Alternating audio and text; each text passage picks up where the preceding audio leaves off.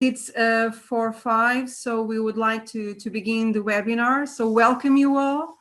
I'm going to get away from you now because Penny is going to host. So have a wonderful time. Bye-bye. Thanks, Anna. I'm going to start off by sharing. So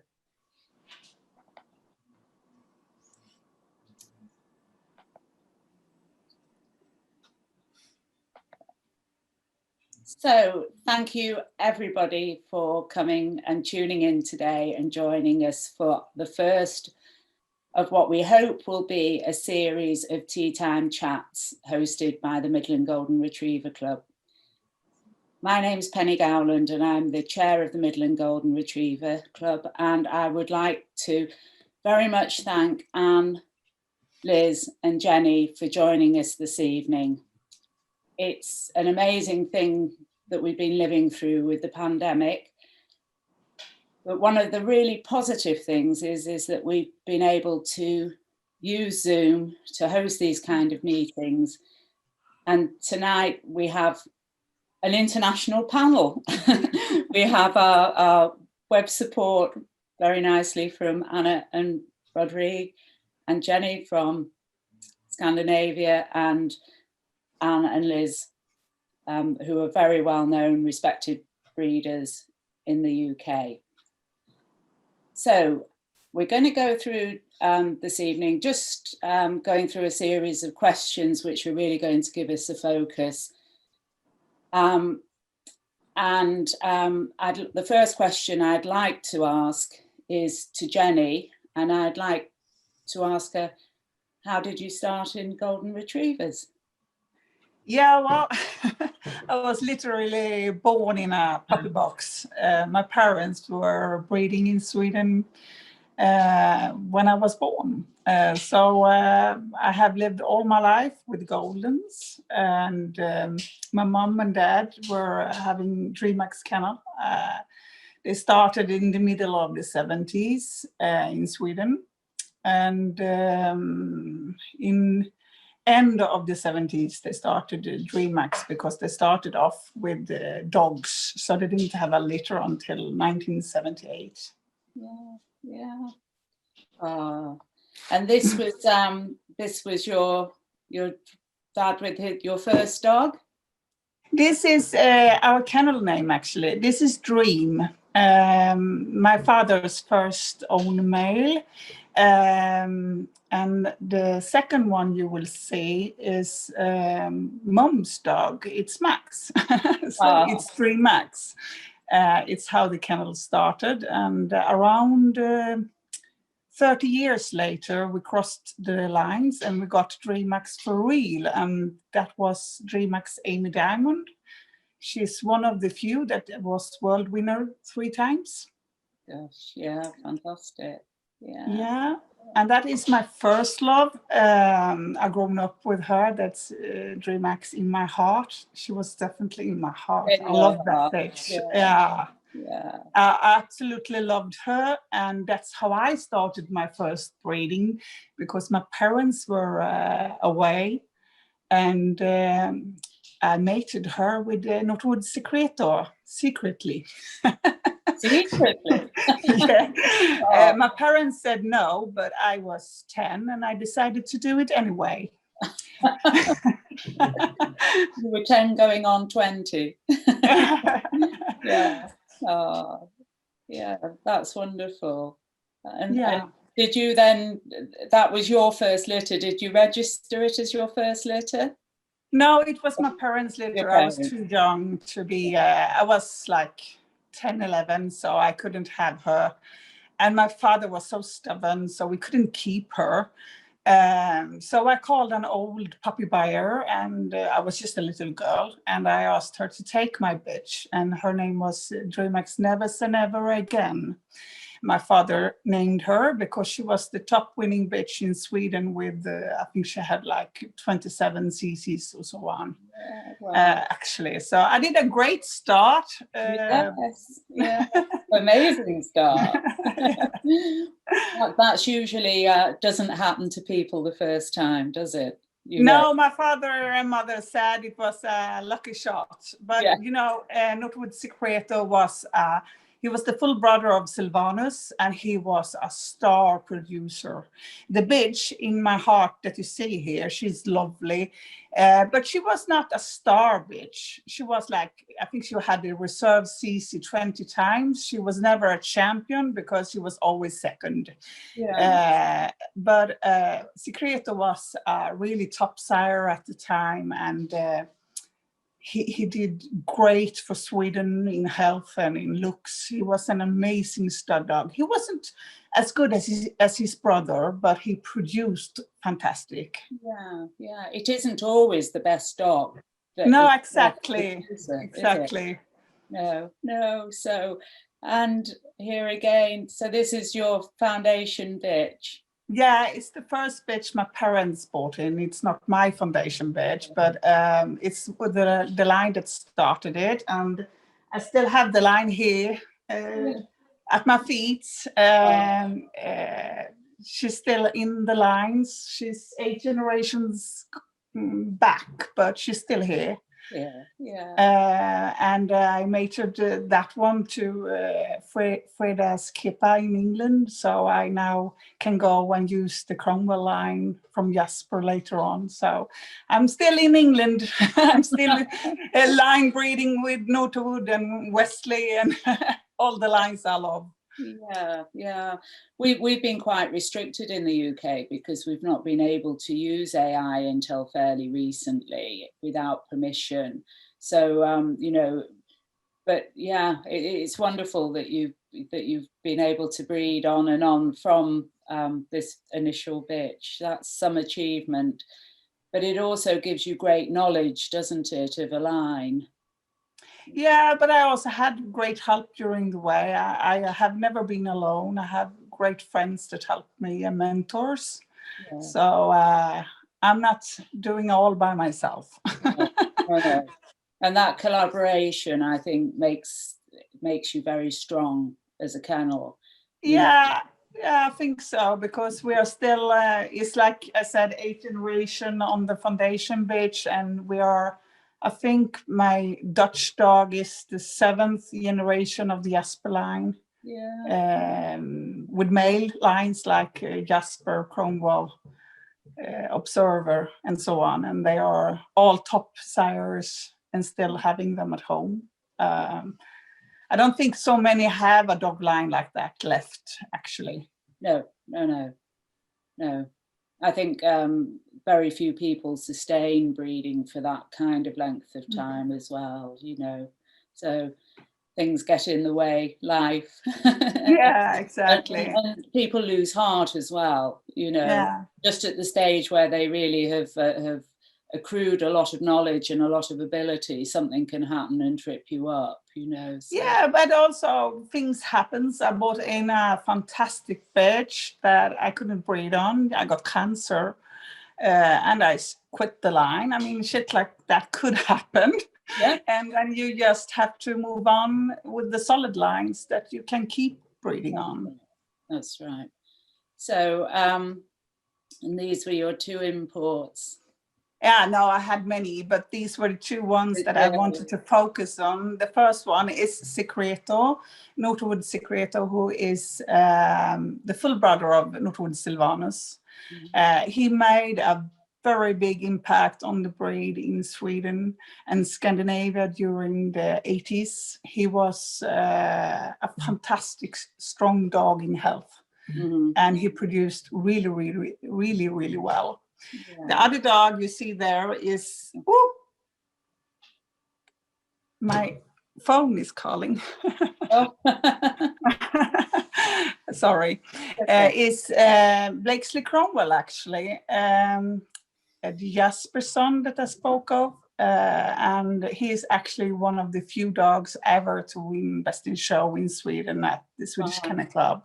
Wow. I think it's Cromwell and Sixilla and very few dogs that won Best in Show of all breeds. And that is for me a really lovely dog. And I still have his line combined with the Secreto line. Yeah. I kept using the Noterwood line for many, many years. Yeah. But also I had a lovely bitch from Sandusky. Sandusky Kiss and Tell. And she was a super bitch in breeding. I didn't have a good photo on her, actually, or she would have been on the foundation bitch photo, actually. Yeah. Sandusky Kiss and Tell did a lot with my breeding.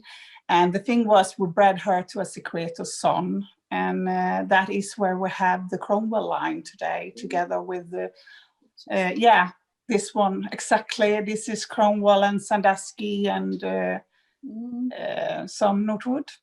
Yeah, fantastic. So, yeah, this is how they look today. I like to show that people say I only have pale goldens, and I just like, oh, wow, do I? I don't care about color. It's not important. I have both. I always had both. Okay, Amy Diamond and Observer is perhaps the two ones I won the most with. But, and you see Amy Diamond here on the picture. But Björn Borg is another one. It's the dark dog there. He won a lot. And for me, color is really not important. And we have always had a mix. Yeah, we have as well, but for some reason people have short memories, I think. Yeah. If you're showing cream, then that's what she likes, and when you judge, everybody comes under you with just cream. But having judged very widely, I probably put up just as many really quite coloured dogs as I have done the paler end of the spectrum. I think there are incorrect colours. I think I see a kind of like a mushroom beige colour sometimes. I've never actually seen a white one. And when you speak to the all they say I don't like the white ones. Well, I've never actually seen a white one. I've seen some that aren't golden, that are more beigey colour, rather than that nice like greyish or grey. Yeah. Or really, really dark ones. I have really dark ones at home, so it's not bad. But I mean, when they go to set a red, yeah, exactly. That's right. But color is not important. Any shade of gold, and we should not forget that. No, it doesn't matter. And a dark dog doesn't make a hunting dog. We have had puppy buyers, and we have made them up in the fields as well, obedience or whatever. It doesn't matter what color they have, what they have inside of the head. Yeah, absolutely. Oh well, that's wonderful. Thank you very much. And so, can I move on and ask Liz about her start, which was a little bit different? Yes. Came into the breed in 1976 and bought a foundation bitch from the late Phoebe Clark in Somerset, Ashwater lines, which were a combination of a Wesley dog and a Camrose bitch. Yeah. And it all started from there, really. And we got a lot of help from Phoebe Clark initially. And then from the late Pat Chapman, because we eventually used her young dog on the bitch that we kept, Shardley Mark Royal, who was a show champion Lacon's Enterprise son. And we saw him at Crufts win his class and decided to use him, and then kept a bitch. And she eventually, as a youngster, went on to win a couple of reserves at Crufts, which we thought was wonderful. Wow, wonderful in those days in the numbers that we had in the show ring then, Liz. 1978 under, I think it was the late Elsie Hembest judged at Crufts. That's how long ago that was. So she went on and did very, very nicely, and that's really how we started out. We then had a lot of help, not only just from Pat Chapman, and then of course Ron and Madge Bradbury. Sometime later we used Sylvanus, as Jennie was just talking about, his brother.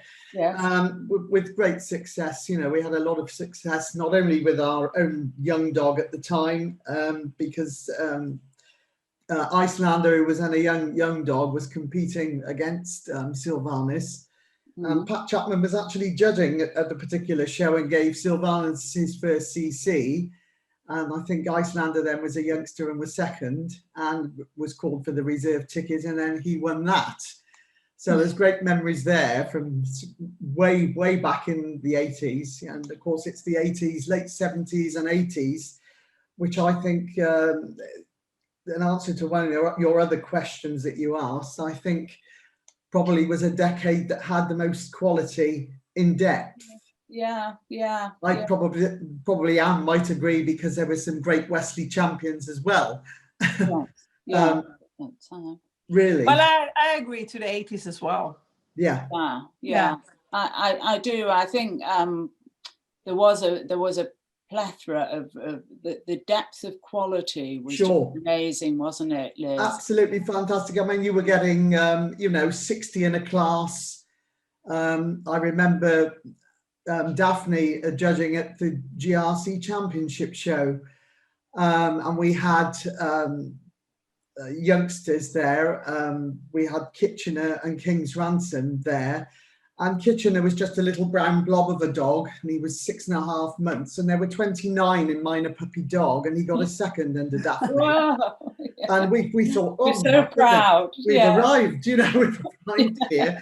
And I actually didn't take the brother that day because he was out of coats, and I thought, well, I'd just handle the one, and he was very easy. But looking back, I mean, they were fantastic entries. Yes. You'll never see the like again, I don't think. I remember driving down to Bath and being in a something like novice maiden bitch with my first golden bitch. Yes. And honestly, we were 2 rings.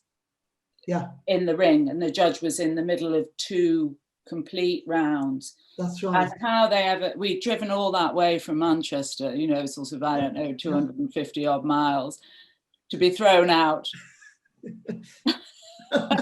And then we went home. No, not straight away. But no, I know. But I mean, those days, as I said, I don't think you'll ever see them again. But the quality and depth that we had back then in the 80s and probably early 90s, I thought a lot about this and trawling through the GRC Centenary book before doing this today. And I thought, well, really, I'm looking at the quality in this book as well. You remember the dogs that you were up against, and in particularly when we made up Icelander, our first champion in the breed, that was the sort of numbers that we were competing against. And then he had to do his qualifier, which he did very well. But yes, I mean, I think the quality was second to none in the breed in the 80s. And you had quite a sort of family affair. I remember your mum used to come with you, didn't she? That's right. Yes, they used to travel. They owned Blake, obviously, Icelander. And we had some funny stories really over the years, because I don't know if any of you know, but in Wales there are 2 Lantrisants, and one is in the Newport area and one is further down into Wales. And we'd entered an open show with him whilst competing for his junior warrant, and we had to go to Lantrisants for this show. And in those days you didn't have sat navs telling you you'd gone to the wrong Lantrisant until you got there. And you're looking for the dog show. What's this? Where's the show? Oh no, it's at a different address, and it was 40 minutes down the M4, and he was in junior dog. Yes. And it was in winter, and it started to snow, and my father said, for goodness sake, put your foot down, we'll never get there. And we did get there, did about 90 on the motorway, rushed in with the dog, he was soaking wet, and they all said, oh God, we didn't think you were coming. I rushed into the ring, quickly combed him, he ran up and down, did his bit, won both his classes, much to the annoyance of everyone else. Everybody, yeah. And so there are 2 Lantrisants in Wales. I think the other thing about those, the 70s and 80s was that people were very willing to help you when you were starting out. Absolutely. And I don't know, there seemed to be quite a different kind of culture, if you like, it was probably quite helpful for you to have your mum with you, because it probably helped to sort of span a few age generations. Yes. But, Yeah. you know, the kind of the people that you met and made friends with and things. Oh yes, I mean, she knew everything about everyone, yeah. and their dogs. And she said, "People, I must have that sort of face because people talk to me." Yeah. So she knew people in the breed that I didn't know. But I remember 2 or 3 of people we know in the breed that been in the breed a long time now, and they'd say to me now, "Oh, we used to love seeing your mum, and when we came into the breed, we were new, and no one else spoke to us, but your mum always said, 'Good morning, how are you?'" Yeah. And she would always be there to chat to them, but she loved the social side, of course, as well. Yeah. As well as having the dogs, and had a couple of bitches, you know, later on as well, which who also did very well, and another Sylvana's daughter did very well. Yeah. So yes, as I said, I do think, as you said, that there's perhaps not the help offered that there should be nowadays. Yeah. I don't know why people perhaps haven't got the time that they had way back, but it's a shame. Yeah, it is a shame. I think I don't quite know why it's happened. You know, I know we had a little bit of a break from showing when we had some family illness and one thing another, and then we came back. And I remember we went to Scotland and we stood round the ring, and we didn't know anybody that was there. It was kind of like, oh, who are all these new people? But absolutely nobody talked to us. Oh, that's a shame. You know, and you kind of think, well, not in Goldens, they did in other breeds, but you think, you know, kind of, you know, it didn't have a great sort of ambience. I can't explain what the difference was, but and again, how are people supposed to start learning if no one will talk to them? Yeah. And in a lovely breed, a kindly breed like we have, you'd think more people would be nice, wouldn't you? Yeah. You'd hope they'd be like our nice dogs. Yeah, there you go. Biddable, friendly and happy. Yeah, we do our best. Yeah. Oh, well, that's lovely, Liz. Yeah, thank you for your introduction. So, Anne, over to you now. I remember your mum and Joan and your dad when we were showing in the early days, and we'd had some problems with our original dogs. The one was infertile, and the other taught me an awful lot about breeding. She was a half brother, half sister, but she stamped her type, and unfortunately it wasn't a good type. So we decided to have another start, and I remember going down to buy our dog from your mum, and you know, all the information and help and things. So I wondered if you'd talk to us about you know, your early days in dogs, and how you've gone on yourself to create such a successful kennel. Oh, my parents bought their first dog in the 60s, and she was a dog called Vassal Shandy, and she was by Ringmaster of Yo out of Golden Amber of Golconda, and they bred from her and had a completely disastrous litter where most of the litter had entropion. Oh, yeah. And then my sister was born quite a few years after Sally and I, and they parted with her and bought Matthias of Westley. And my mum's sister used to breed chow chows, and I used to show her chow chows for her before we even had dogs. And Matthias eventually became mine. And they also bought Clarissa of Westley, and Clarissa of Westley had puppy face, and she was the last pick from Champion Pippa of Westley because she had puppy face, and my mother was allowed to have her. Joe and Daphne went into partnership when Clarissa had her first litter. Yes. Okay. And it went on from there, really. I took over Matthias of Westley because I was doing a lot of obedience at the time. Not that he was any good, but I used to try with him. And then I bought a Sansu Saracen of Westley daughter, because Seamus had a lot of obedience about him. He was a dog who really loved to work and to do things. And although I bred from her, again, not very successfully, I then bought Champion Westley Felicia, and she was a Mabella daughter, and I've still got, I think, 10 generations on from her here now. Yeah. And I also bought Westley Gabriella, and she also produced a cross best of breed winner. and a granddaughter of her who's had cross best of breed, and she's actually the grandmother of the dog that got best of breed this year. So that's really how the Wesley Kennel sort of got going. That's a wonderful dynasty, isn't it? It is. It's lovely to go, and I'm hoping to go back to one of the old champion dogs next year. So we'll see. Yeah, what happens. Yeah, there's some secret stashes, aren't there, of if Yeah. you know how to get hold of them. Yeah. Yeah. Oh, that's wonderful. So yeah, I started in obedience actually with my Goldens, and you know, I have the proudest moment in obedience was winning best minority breed at one of the open shows.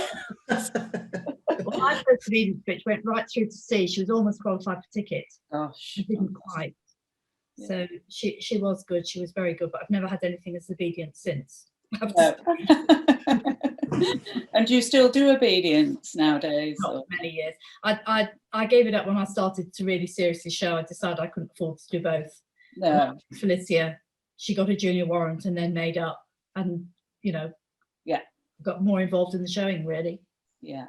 I think that's exactly what happened to us. You know, we I don't think Goldens will perform in the same way as collies and shepherds, you know, and their head stance and things, it is unnatural to them to work like that. And we did exactly the same. We'd sort of grumbled along, picking up a few rosettes or a few prizes in obedience.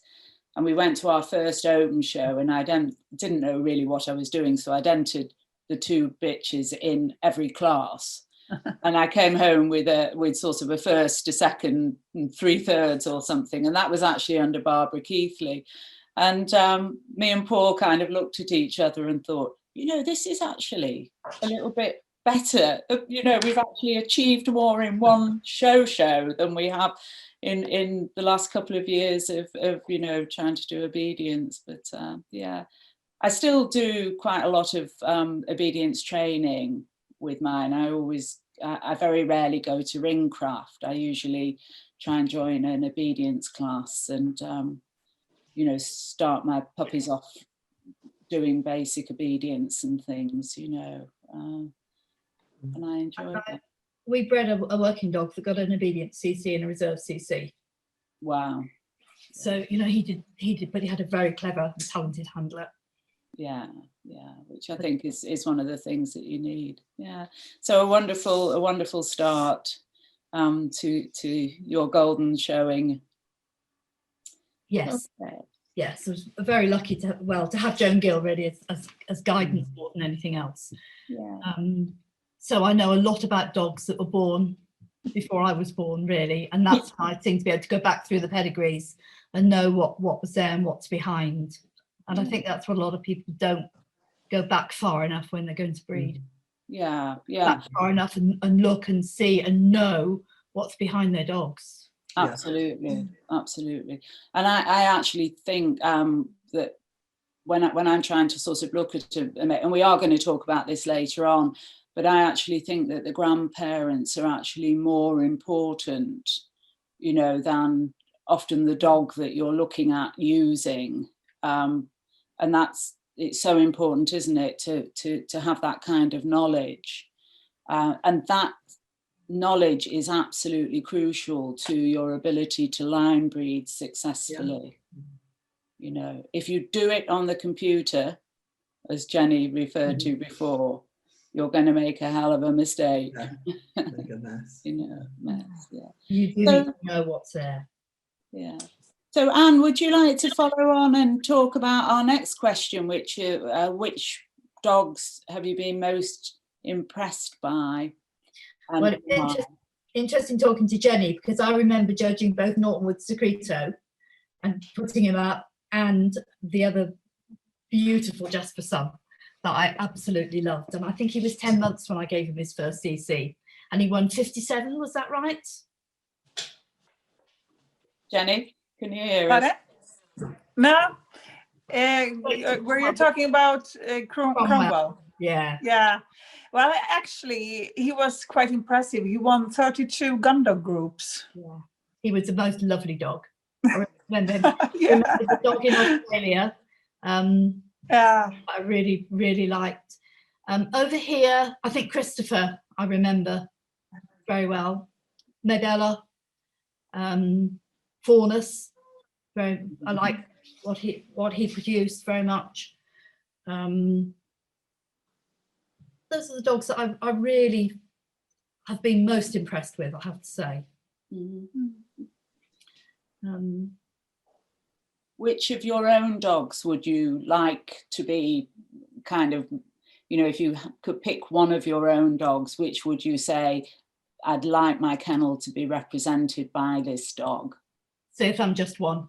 Yeah. He was not only a lovely character, but he was the most beautiful looking dog, and he always gave of his best. He never ever gave up, ever. Yeah. And I just loved him to bits. Yeah. And my Wesley Felicia, who was so naughty, but I loved her. Who was? Sorry. Wesley Felicia. Oh, was she? She was known as Fizzy, Fizzy by name, Fizzy by nature, really. Yeah. Oh, well, that's wonderful. Thank you for sharing that. And Liz? Yes. I've got a few quickly that I wrote down because some of them are obviously the famous kennel from the Stanroth kennel because we used some of Anne's dogs. Most impressive was, and the top one I always thought from her kennel was Show Champion Stanroth Solar Flame. And that was a bitch that epitomised the breed standard. I felt, and never let her down. Absolutely marvellous. And all of these I've picked really, for their type and temperament, obviously. Another one is a champion, an Australian champion, Stanroth Shogun. A fabulous dog who came into his own on the move. Moving with great reach and drive. Even Frida managed to keep up with him sometimes. But she was a lot younger in those days. So those dogs in particular, Champion Stanroth Sailor Boy, I think, what's been written is down in history and in all the books about many of Anne's champions. Again, the Wesley dogs as well. Jacob we loved as well. And Samuel in their day, great moving dogs and very well handled. And more recently, obviously, show champion and Luxembourg champion, the Zampenzar, say it again, Chardonnay, because that's another beautiful dog and passing on his lovely temperament to all of his, I think, 9 champions in the UK. I know, what a wonderful stud dogs he's proven to be, isn't he? Yes, absolutely. We had 2 wonderful litters from him. I would have liked to have used him again just recently on a young bitch that I've got here, a big Scopia bitch, but it wasn't to be because in lockdown you just can't deal with this. No. If we'd have had to have used frozen semen, it just wasn't to be this time. But he is still very well and fit, so Margaret tells me, at 11 and a half. So that's lovely. But again, what a reputation and what he's done for the breed. Top sire all breeds and then top gun dog sire. And I think it's another 2 years that he's done that. But there are many, really. I could name probably 9 or 10. I'm sure Anne and Jennie could as well. But many dogs. But that's just a few. And which dog that you've owned would you like everybody to kind of think, oh yeah, that's a sign how? Yeah, I think most people would know. Obviously, top of the tree's got to be Winter Solstice. By Christine Haxton. That's another very, very showy bitch that went best to breed at Crufts and won, I think, 6 CCs for Christine and many, many reserves. She was a Pup of the Year winner as well, the Purina Pup of the Year. She won that under an all-rounder, did extremely well. But another very similar to in type and balance to Solar Flame. So I think winter solstice probably. Yeah. Oh, that's lovely. And Jennie, Yeah. which dogs have you been most impressed with? Well, as a little girl, the first big love in Goldens were Jasper. He was in my knee, he was carrying his cushion and coming. I spent my summer at Northwood, and I just fell in love with the dog. And since then, I fell in love with that dog line all the years, actually. So I love Jasper, I love Silvanus. Wesley Alexandra was a favorite bitch of mine. I really like what Cromwell and Observer did for me and for Sweden and Scandinavia. I love the Mjärhugdas Crusader and the old Eivind and Grete Sofie's old Mjärhugdas dogs were just amazing. This dog on the picture is actually out of Mohammed Jehovah's Crusader. Yeah, I loved really him. Yeah. I actually absolutely loved him, and I'm using some old semen as well next year with the old Mjärhugdas dogs with mine, because that worked super in the past. As I said, I love Wesley, I love Notawood, I love Sandusky. I think she had some great bitches as well. I love the Abnall's line. That also worked super with mine, Val Burns lines. That goes back to Wesley as well. So yeah. I'm a big fan of Anne. Yeah, and it is those combinations that you learn. It goes that it complements your line, your breeding, and it's kind of the go-to, isn't it? You know, Yeah. look at your. I always go back to the same lines. I always still, even after Grete died, I still have Avin there, and he has a big semen park. I can use whatever I want almost. They always help me. So I can always go back and use the old Mjärhugdas that I love. And I still have the Notawood and Wesley lines at my kitchen floor. So I'm still there. I never really changed. No. And from your kennel, which dog would you choose as the kind of what you would like to be remembered by as a typical dog of your kennel? Yeah, well, actually, he doesn't have my prefix, but he's a Dreamax mother and Blakesley Cromwell as father, and that would be Totalina Observer. Oh, yeah. I loved him. We won all over Europe together, and I still remember where he always slept. I still have my eye every evening and looking if he's coming to me in bed. I live at my parents' old house, so I still kind of see him in a way. Yes. I love that dog. And if I would choose a bitch, it's Dreamax Amy Diamond. I think she's the only one actually to win Junior World Winner, and Veteran World Winner. And she was impressive third at Crafts 1 year, and she won all the titles of Europe actually. Fantastic. Thank you, Jennie. So I think we've kind of already slightly touched on this, but you've all been showing for many decades, and we've already sort of touched on the question, but where do you really think there was the highest depth of quality in the breed? Do you want to start us off, Liz? Yes, I think I've already sort of covered this, haven't we, really? You have. Having looked through the centenary book, because I did a lot of thinking once we've got the questions from you, and I thought, I shall have to think about this now from mid-70s through. And yes, I came to the conclusion that I did think that the depth of quality was in the 80s or through the 80s. Many brilliant champions, really fabulous dogs and bitches, and if you won a first prize, it was an enormous thing to do because the classes were so big and full of quality. That continued throughout those years. I felt. It was breadth and depth. Breadth and depth of quality throughout both males and females, which I feel is perhaps we're missing a little bit of that in now. In the few years that have gone past, especially the past 10 years.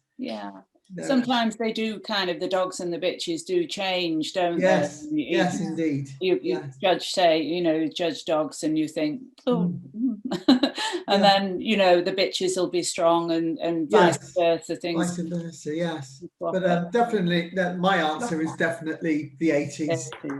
And I think the 80s. We will agree. Yeah, we will agree. And I think that it was easier to choose dogs for breeding. I think dogs were somehow they're a bit more prepotent. They tended to, because maybe there was a little bit more emphasis on line breeding. Yes. You were a bit surer about what you would get. Yeah, I've thought a lot about it as well. And I think maybe we were doing hips and eyes at that stage in the UK. And I think one of the things that I'm kind of worried about with all the health tests is that it makes things a little bit more complicated. Yeah. And it draws people in, as Jennie said about breeding from breeding on paper. You look at this sort of checklist of have they got this, have they got that, but actually, or database, you look at hips, elbow, index, everything, and then you lose type instead. But they don't ask that question first, do they? No. About type and temperament. I mean, in fact, I'd say temperament first. Oh yes, absolutely. Yes. Then and then start. But I also think we have a bit of different trend. I mean, it looks like many new breeders actually wants to win right away, and they want to have puppies very finished, very early. Mine has always been very late. Yes. They're not finished as puppy. They are leggy and they are jumping and happy and not standing perfect and not doing anything perfect. And I love them. Yeah. They will be good if you give them time. But people are in a hurry. Well, a good youngster isn't a mini version of an adult dog. No, exactly. They should be a bit leggy. A bit discoordinated, a bit loose maybe. As you say, behaviour a little bit sort of, but now there's such a trend to winning quickly. And Golden shouldn't be a heavy breed. But they are very heavy now, and you can see they want them finished early so they can win from puppy class. Yes, It's a slow maturing breed, or it should be. Should be, definitely. Yeah. I agree. Yeah, I certainly I had a window with my style bitch. Well, she looked like Bambi. In fact, when we got her home, she was 6 weeks old and she only weighed about 6 pounds, which I don't think any Golden ever weighs that anymore. No. And then she grew like a weed, and so she looked like a colt or a deer as a youngster. And then we had a kind of like a 2-month window with her when she was about 14 months, and we got a junior warrant in that 2 months, which was amazing. And then it took about 4 more years before we really won anything else with her. Yeah. And I think we got the first ticket with her when she was about 5. Yeah, and usually it seems like, for me anyway, my bitch still is that they look better after a litter or 2. Yeah. To be honest, they don't look perfect at 1 year. They look better when they had a litter and settle down a bit, and then you can go with them until they are 15 years old in the ring if you want to. Yeah. Do you feel similarly, Anne? Do you feel? I do, and I think there are people there who don't breed from their bitches because their legs are so short they can't have a litter. Yes. And which is ridiculous, isn't it? You should be able to have 2 or 3 litters from a bitch and then still be in really good condition and look good Yeah. And I've got a 14-year-old here who looks lovely. Yes. Yeah. Yeah. Totally agree. Yeah. Yeah. Yeah. And I mean, I know with some of my dogs in the past, you know, I've been able to show them with, you know, competitively when they've got into old age, you know, so they're still looking good at 10, 11, maybe 12, you know, and you know, I've had real value for money with them because we've shown them all the way through that you know, that their life really. Yeah, well, I remember Cromwell, he won Best in Show at our biggest club show, 11 years old. It was not a problem. No. So, yeah. And that's, Changing. very much a big change Yeah. in the breed, you know. Yeah. So, and that really takes me on to the next question is about, if you read the breed standard, is there anything that you would change or add to it? Yeah. Yeah. You asking me? We start where we like. Go on, Liz. Go on. I was reading actually again in the centenary book because the standard changed slightly in 1986 from what it was in 1985. And I read through it again and I thought, well, the only thing these days that I would like to see in there is correct length of leg. Yeah. I don't know what you think, Anne. Absolutely, Liz. Just that added in because it's not there anyway, and we're getting so many, well, not so many, but quite a few that are in judging. We see it, and we see it around the ring. I know when we're watching, quite a few that have very short legs and very long bodies and are totally unbalanced. Yes. Yeah. And whether that's they don't have the knowledge or they think that that's how they're supposed to be, I don't know. But that's why I think that should go into the breed standard.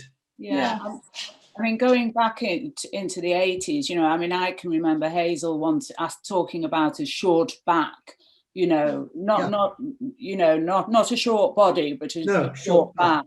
Yeah. And there were many, many more dogs with the correct kind of portion. And if you read other dog standards, some of these things are mentioned, aren't they? So they'll say roughly a 1-to-1 ratio. And of course, when we judge in Europe, any other country, we would say that in our critique. When you're critiquing each dog, you say whether they have correct length of leg or whether they're balanced, don't you? Yes. But here you see the people just don't get a place, do they? They're thrown out because they're not balanced. No. Yeah. And Anne, you were agreeing about the length of leg. Is there anything else that you would ask? Yes, I think it should say that the depth of chest should equal the length of leg. Get the balance. I think they should be short coupled. A lot of them are very, very long. Very long. There's a lot of overangulation and there's a lot of no upper arm whatsoever. Yeah. And quite a few with very 10-to-2 fronts. Yeah. Oh yeah. And short muzzle. Yeah. I mean, As I said, they couldn't do a good day's work if they tried. They couldn't do an hour. No. They couldn't go in a 5-bar gate with a pheasant, I don't think. One of the things I wondered. Sorry, Anne, go on. When I'm looking at a dog, I need to. The first thing that crosses my mind is, does it look like a golden retriever? And would I recognise it as a golden retriever if it walked down the road? And I think sometimes that isn't always obvious. Yeah. I've seen some that look like Nova Scotias. I've seen some that look like large Clumber Spaniels. Yeah. And the next thing is when I look at the head is to look and say, have they got enough length of muzzle to pick up a pheasant or a goose? Yeah. One of the things that I wonder about was the removal of the weight in the standard.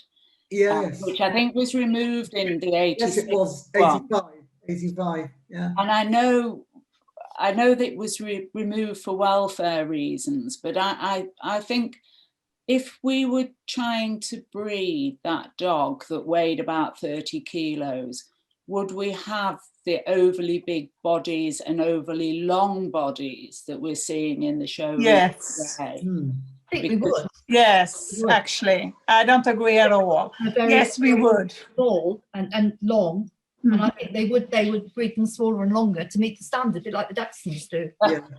Yeah. We've seen a few that look like that, Anne. Yeah, because we have a lot of small dogs in Sweden. They are small and low on legs. Okay. Yeah. And I wonder why. Yeah. Why have you got that trend, Jennie? I don't know. I think people are breeding on pictures, and some are really fantastic on pictures, but when you see them in real, they have no size or masculinity, or I don't see the substance that I would like, to be honest. So you think, Now I'm really honest. But no, the kilo I don't mind at all. Of course, I do have some big dogs, so for me, I don't agree with you there. But I do agree with Liz and Anne about the proportions. And I think one key word that they changed was they had short compact and changed it to symmetric. And somehow, when they changed that to symmetric, it was allowed to be long and low. I don't understand that, but it happened. Yeah, perhaps they don't understand the word symmetric. Could be, because something happened when we changed from short compact to symmetric. Yeah. I mean, I can certainly remember people like Muriel Hathaway wanting a square dog, so that you had to have that, and she wouldn't have liked the short legs either, I don't think. No. Well, one thing that also changed a lot in heads, like Anne were talking about the muscle, I agree with that as well. But one thing that bothers me a lot, I think, is the eyes. Yeah. Anyone has big eyes and they're round and they are too forward. I would like back sound eyes. They don't need to look like cows. Yeah. I agree. Yeah. Yes, I agree too. It's interesting though, our standard doesn't quantify the shape of the eye, does it? No. In flat coats and they have almond eyes. Almond eye, yes. Yeah, but we don't, which is stupid in a way. I would like to add that because we don't like big round clown eyes. I don't like it at all. In the past as well, they didn't want the black eye. They used to call that mouse eye. So that round, very dark eye was incorrect. And, you wanted a dark hazel eye where you could see the expression of the dog and things. But then you've got the light eye creeping in, haven't you? People do. And the big ones. Light eyes. Yeah. And it'll be interesting to see, we just started doing gonioscopy in Goldens in the UK.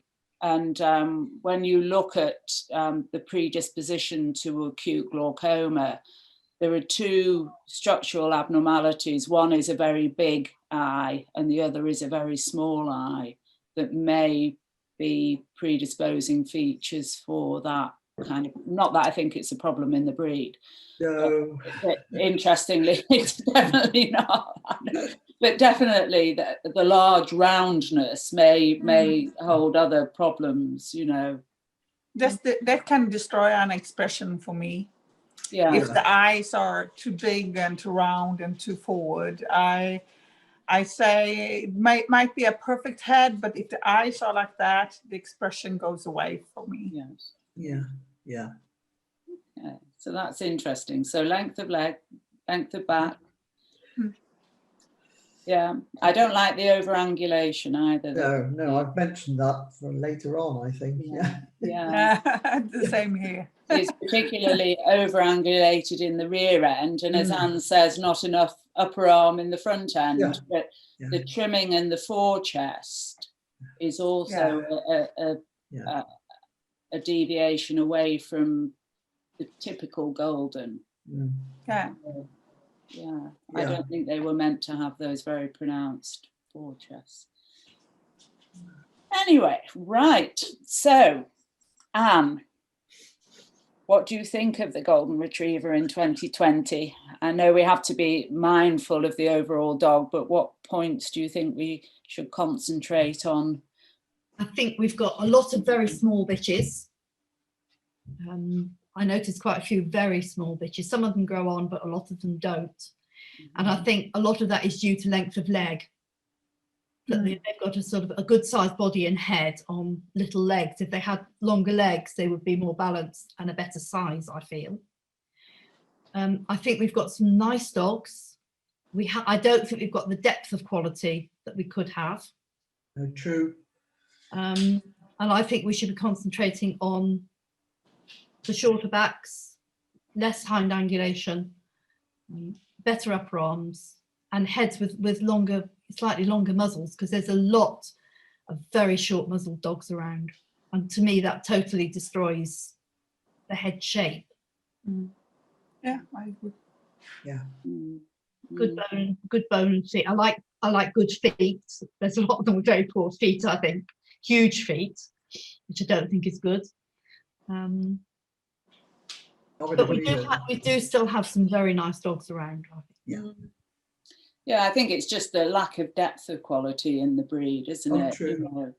Yeah, I know when I started showing, there was this huge drive for angulation. We needed to improve angulation, and I think what's happened is that we've slightly overshot. Yeah, gone the other way. We've gone too far the other way. Yeah. Whereas in the past, you would see, you know, correct dogs. You would see dogs that were slightly underdone. You'd see dogs that were slightly overdone. Yeah. Now the whole thing's kind of shifted to the, you know, to the wrong end, if you like. Yeah. Yeah, we're looking at Christopher in the picture that you just put up there. He wasn't over-angulated. No, not Short couple dog. Short couple. Balance, beautiful balance. Beautiful balance, you know, just standing there free. It's a pity we can see, or people can't see that picture more often. Yeah. You know, he's there in books for everyone to see, but you know, that's a balanced golden, isn't it? Absolutely. And I mean, you know, when you see he's got, you know, this good length of leg, which is probably equal to the depth of his body. Yeah. You know, he's not overly long at all, is he? No. Short couple dog. He's just right. He's got a lovely set of neck. Yeah. Yeah. It's really nice. Absolutely. I echo what Anne has said. That's exactly what I've written down here. You know, we need, you know, be ever mindful when breeding, really. Yeah. These days, you know, there are too many that are short on the leg, long in the body, and far too over-angulated, almost collapsing under themselves. What I like to see is if you get the, you know, the point of the buttock there. Yeah. If you take a line down, I like to see that, just clipping the toes. And that to me is a nicely made back end. That's right. Yeah. Yeah. I believe it's a bit different in England than in Europe, to be honest. I think you are far better with the type. You have better substance and so on than what we in general have here in Scandinavia or Europe. I believe we lost a lot. I believe we have a lot of small, thin dogs that looks fantastic from the side on photos, but on photos. They don't look like that in the real. And I think we are photo breeding in Europe. We need to go back to England in many ways. I believe that I say to when I have new judges coming and looking at Goldens in my house, I usually take in Morgonstjärna, the dog I showed on picture in, and I say, this is more the English type. This is not what you will see in the ring because I don't show him. He's more heavy, he has more bones, he is shorter. He is more up on legs. He has a great head, but he's not the type. In the ring today, he would look big and strong, and he would look like he's wrong. But I'm not sure that is the case. But I don't show him anyway because I show him for English judges. But I think we in Europe need to go back. What do we see in the English rings? What do we see at Crufts? What do we see at Birmingham International or 3 countries or whatever? We need to go back and see what you have because the types are different. Our are more refined, more androgyne, more finer, but not always better. No. I think photos are fraught with difficulty now because everybody can distort pictures. It's so easy. Even me, who's not terribly technically able, you know, I could, you know, shove a dog into a different shape. That's why I never Photoshop. I stopped. I don't do anything with my photos because I'm so tired of all Photoshopping. And if I could wish for something, it would be that all new breeders stop Photoshopping, show the dogs as they are, and perhaps we can see what we got. Yeah. It doesn't really achieve anything, does it, by doing that? Because you eventually see the dog itself, then you're disappointed. Yeah, I made that mistake very early on and chose a dog out of the Golden Retriever Club yearbook. And I love this dog. And so I phoned the breeder up and, you know, a bit naively, you know, and she was actually going to Blackpool. And I thought, great, I'll come and see him at Blackpool. And when I looked at him, I said to Paul, I don't quite know what I'm going to say now, having raved on about him, you know. Well, I'm not sure when she's coming into season, I think I said. But anyway, so just very interestingly, we would like to kind of understand some of your thought patterns about how you plan a mating. Jennie, do you want to start? Yeah, well, I'm still looking at the pedigrees. I'm still there. I haven't gone forward, I guess, in some ways. I do not look at database. I do not look at photos. I would never breed with a dog or bitch that I haven't seen for myself. I think that's really important. I got a lot of questions when they want to use my dogs and they never seen them. And I think, how do you know that you like them? So for me, it's important to go and see dogs. And now with Corona, we can't, but normally I'm all over Europe and England and try to see dogs. So I know what I can use in the future. To bring in some new things now and then, but I keep line breeding and keep to myself. So if I have, I mean, you can't make anything perfect, that doesn't exist. But if I have a bitch, I usually try to find the 3 things that are the biggest faults on the bitch. Everyone has faults. What does she need? What do I need on this bitch? Also, I might know the history. That might be that I don't have perfect hips there or something else, whatever. What do I need on the bitch? And that is the important thing of choosing a stud dog. What is I need? I can't, if I want to improve a head, a head is full with a lot of things. I have to concentrate on one detail to get forward, actually. And you can't choose a dog with a bad head with a bad bitch with a bad head. No, absolutely. So you have to go for what do you need on the bitch. And very often I don't get answers on that question when they want to use my dogs. I say, what do you want to improve on the bitch? And they, I love your dog. Yeah, but what do you actually want to improve on your bitch? Oh, she's perfect. Oh, congratulations. Mine are not. Yeah. And Anne, is there anything you would like to add? Going back to Jennie's point, I remember asking a friend of mine what she wanted to improve on a bitch, and she said, oh, nothing. She was absolutely perfect. And I looked and I thought, oh dear. I like Jennie, I like pedigrees. I like to see the dogs in the ring. I like to see them as puppies and watch them. Yes. I like to see them come in the ring as puppies and see what they look like and see how they develop on. I like to see what they're producing, if possible. But it's pedigrees mainly that I look at. Pedigrees, and then go back and look at the health results, temperament, what they've thrown, whether they throw good puppies to the type of bitch that I've got. Yes. Many years ago, there was a concept that you could plan several generations of matings. Do you think that you can do that? No, I don't know, because you don't know what you're going to get. You don't know what they're going to look like. You don't know what, like Jennie says, every dog that you make has got faults, so you've got to look at how to improve those. Yeah.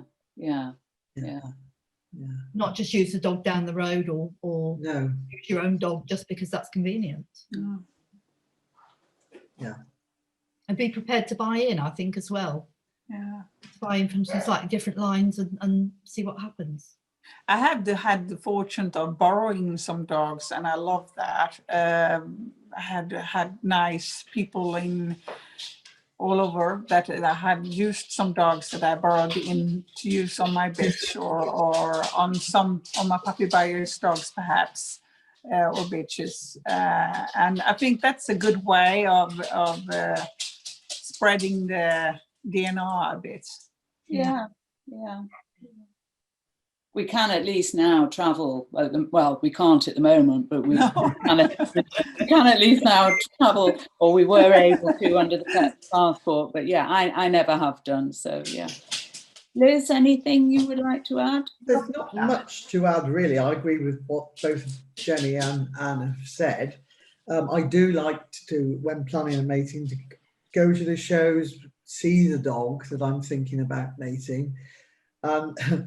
One other thing that hasn't been mentioned, which I get people to do when they come to use my stud dogs, if they haven't already seen them in the ring, is look in their mouths.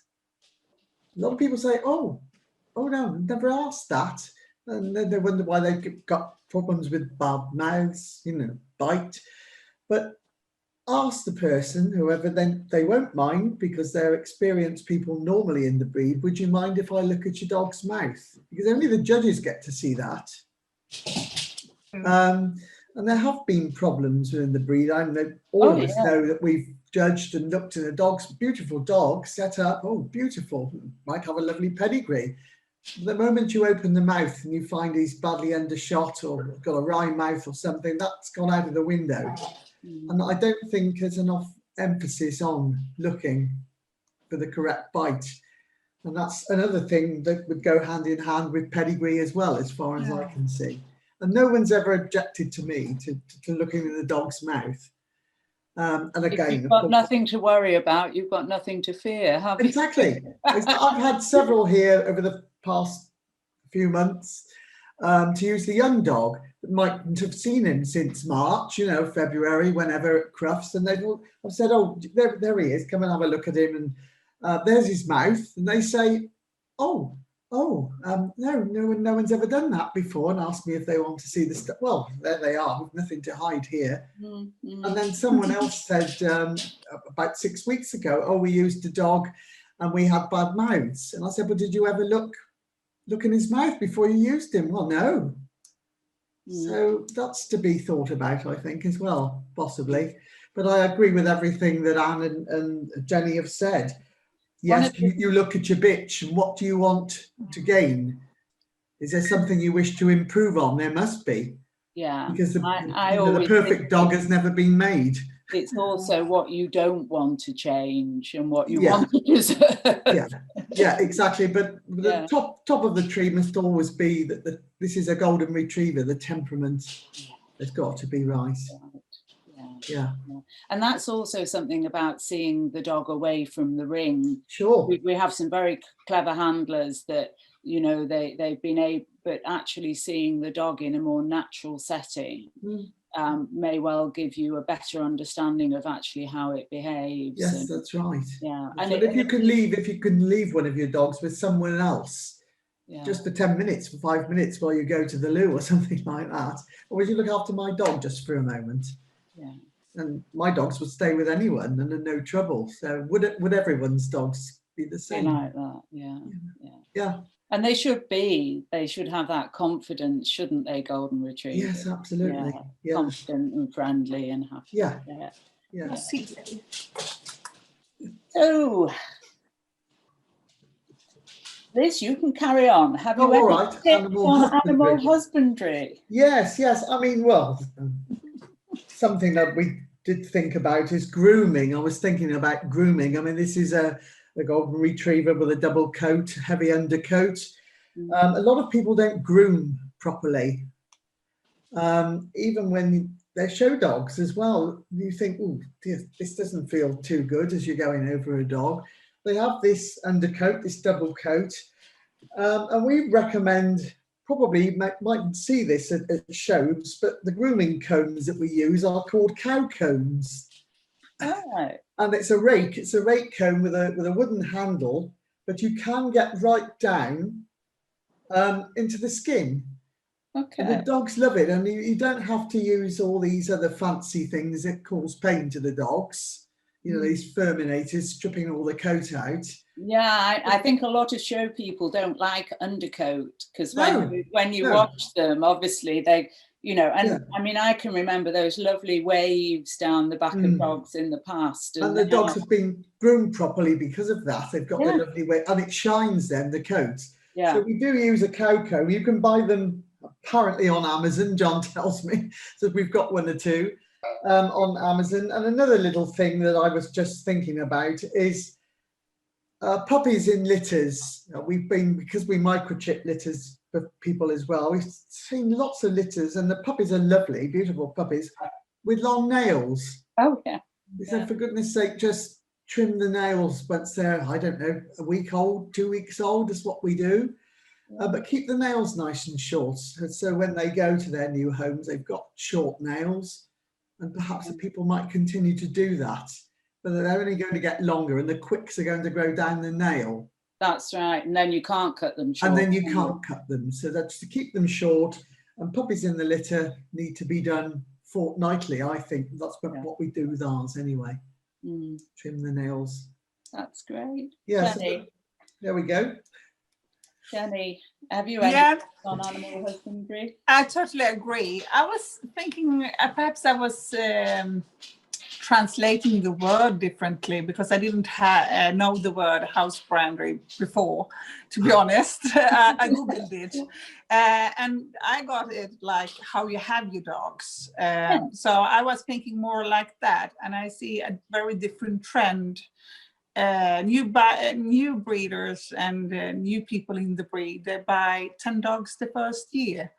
And I believe it should go slowly if you want to have success, because I don't believe in keeping 5 puppies a year. I don't believe in having 20, 30, 40 dogs at home. I believe golden needs to be like a pet. They need to be inside, they need to be with you, they need to have some love. And for me, that is very important. I don't say everyone does this wrong. Of course I don't. But I think the trend is that many have far more dogs than I ever would have. Yeah, we have had 15 at one time, and nowadays we've just lost one, so we've only got 3. And I actually know that my dog's quality of life is much better. And the husbandry can be a great many things. It can be the training, it can be the way you feed them, the way you care for them, grooming, all those little things. And I think when you want a dog to look at it at its absolutely best, that all those elements of husbandry, including mental stimulation and things, makes a huge difference. You know, you get a dog then that really glows, you know, and is in really good condition.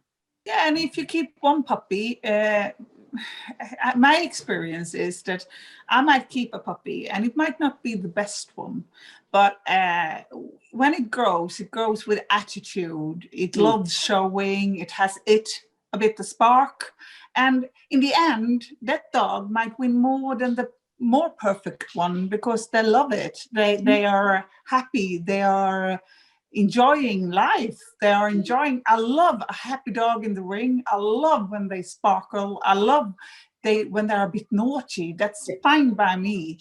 I love attitude, and I believe when you keep so many puppies, you don't really get that. No, you can't bring the best out, can you? No, I want to have one puppy, and I want to concentrate on that, and hopefully it turns out, or unfortunately sometimes not. But less is more. Yeah, absolutely. And Anne, would you like to add anything to? Yes, I'd like to see people. I think a lot of people get rid of their old dogs, and to me that's an awful shame, because I think you learn a lot looking after old dogs. And I think they do require a lot of work. They require much more grooming, particularly if they've had to be spayed or castrated. And also, I think grooming is a real good opportunity to do a health check on them, to make sure they've got no lumps or bumps or anything they shouldn't have, to make sure the teeth are clean, nails are short, feet are trimmed, just to keep them tidy. But I worry, I quite often see overweight old dogs not kept in the same condition as some of the show dogs, and to me that's wicked. Yeah, I know. They deserve more than that, don't they? Yeah. They're very, very special. Yeah. They become so intuitive, and they know you so well, don't they? I mean, I've got 4 veterans at the moment. They're all different, but they do take a lot more work than youngsters. Yeah. But I think if you have dogs, like Jenny says, you don't keep so many that you can't look after your old dogs and take care of them properly. I know. And you don't get rid of them at 6 or 7 when they finish breeding. No, you keep them. Yeah. They're part of our family. I could never think of parting with them. Part with mine, they drive me crackers at times, but there's no way they could go anywhere. Oh, thank you very much for that. So, following on, Anne, have you got any funny show golden tales you'd like to share with us? I think one of the worst shows, it was a travelling from a show. We came back with a friend of mine, and my car broke down, and we were stuck in Scotland. We hadn't had any food, so we went and got a takeaway. And then they came and picked us up with the recovery vehicle. But unfortunately, the recovery vehicle clutch had gone, and they had to take us back to the garage. And this garage was up a very steep hill, and the lorry couldn't get up the steep hill with the car on the back. So they unloaded the car and took the lorry up, at which point the neighbours called the police because our car was parked in the middle of the road. And of course, it wouldn't start and it wouldn't go. So that had to be pushed up. Eventually, they brought another lorry. This was about 2 o'clock in the morning, and they loaded us on the lorry, and off we went. And on the way down, the driver picked up what can only be described as a lady of the night. And we had to share the cab with this lady in inverted commas. And we disappeared into the services to have a coffee. We don't know what went on, but we suspect what went on. And eventually we got home about 6 o'clock the following morning. And I remember going home, rebathing the dog, and going to Leicester Championship show the following day. And what time did you get to bed? I don't think I ever went to bed, actually. Oh, that's really funny, yeah. So, Liz. Well, there is one funny tale. I don't know. Most people know the Irish circuit, don't they? The Munster circuit. We did this many years ago with Icelander. He'd just been made a champion. So we thought, well, we'll try the Irish circuit. We'd done it once before. Ireland is notorious for bad weather, as we all know. Yeah. And on this particular day at Clonmel Championship Show, Dr. Ruth Barber was judging. And it rained from start to finish. We all had coats on. Ruth had a sou'wester, a wax cotton, her glasses, boots. We had the necessary clothing on. We're showing the dog. He was dripping wet. He did win in the end, actually. And in the middle of all this, remember this is Ireland.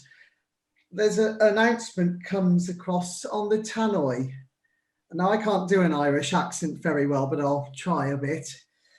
Good morning, ladies and gentlemen. We'd like to advise you that there's a member of the ISPCA here today, reminding you not to be leaving your dogs in hot cars. And everyone stood there, and Dr. Ruth just threw her hat off, threw her glasses to the floor, and carried on judging. And that's Ireland for you. But by the afternoon, when we went into the group with him, the sun was shining. It was beautiful. Oh, well, it's not the Emerald Isle for nothing, is it? No, indeed. So that's a little story we'll never forget. Thank you, Liz. And Jenny, have you got any funny stories? Yeah, I believe the first trip to Slovenia was also bit funny. We were going with my family. The whole family was going with a camper and with our dogs. And we were going for a show. And we booked the camping on the show site.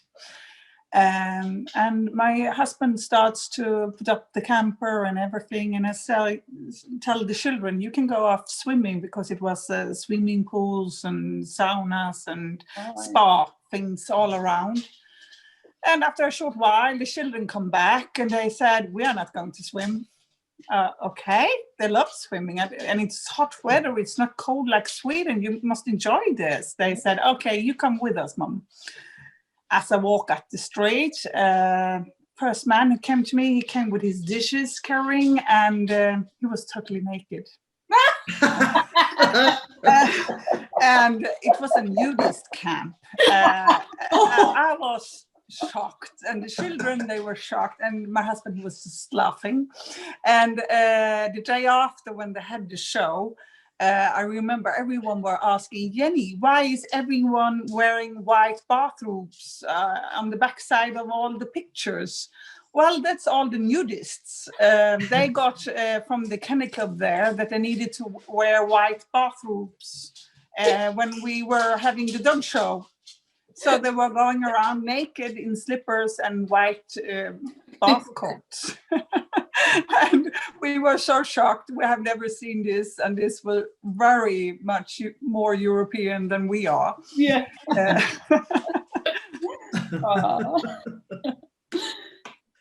We used to take Hazel to lots of different places, and we did a lot of traveling with her, you know, for 20 odd years, and she was hilariously funny. She was. And would do some really outrageous things. And we took her, she came to us to go to Manchester Champ Show one time. It was our local show.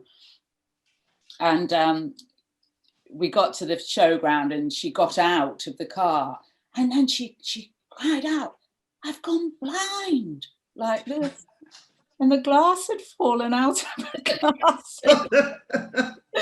we were all sort of groveling around on the floor when we realised what had happened, and we put them back in for her and things. Yeah, so. Yeah, well, that was another story, actually, a short one.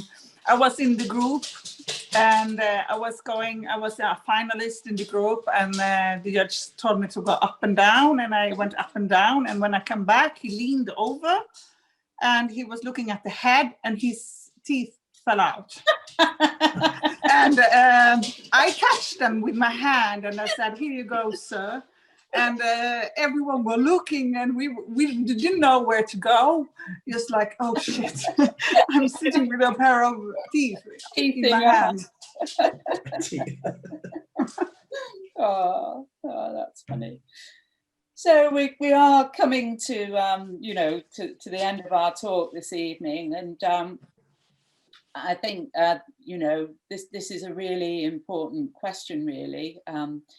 That what advice would you give somebody to start out in the breed today? Do you want to start that off, Liz? Yes, I will actually. I'd say, first of all, to get advice from someone you trust, and have very broad shoulders, a sense of humour, and don't expect to win anything early on. Yeah. Very good advice. Yeah. Jennie, what advice would you give? I would say don't look at the internet for all information. Don't go on all forums and ask all questions there. Find yourself a mentor, someone you, as Liz said, that you trust, that you can ask. If you ask online on Facebook or whatever, you will get 1,000 different answers, and it's just confusing. You won't get every information there. The new generation needs to go back to having mentors. They need to learn to ask. Over the last years, I have never had anyone ask to be a kennel girl anymore, to come and learn. Interesting, isn't it? Because we used to have people wanting to come. Yeah, always. And I did it myself. But nowadays, no one asks. And if you ask them, they already know everything. Yes, very true. Yeah. So perhaps the young generation might be more open and listen to the old, and perhaps we can learn from the old what mistakes we did. Yes. Yeah. Yes, if you can learn a lesson from somebody before you make that mistake yourself, that's a very valuable lesson. Yeah. But you're absolutely right. We've had lots of people come and stay with us over the years. You know, very interesting in coming and learning about camp. But yeah, like you, we haven't had anybody, you know, recently. It suddenly just stopped because they had everything on Facebook, everything on internet. And that is not a bad thing. I think also that's a good thing in a way, but it should not be everything. You need your mentors. I still call my mentors and ask them, what should I do? Yeah. No, that's right. That's right. Anne, what advice would you give? I think I would say to them, go to some shows, look at the dogs that you like, and try and buy the best dog that you can for showing, and be prepared to wait and breed on and take advice, and take advice from people who know what they're talking about. Yeah. I remember going to a show at Wales, and there was a man spouting off about how much he knew and what the dogs were like and what breeding was good and what breeding wasn't good. And he was sat next to Joan Gill, and I just looked at Joan, she looked at me, and neither of us said a word, because we learned ever such a lot about nothing.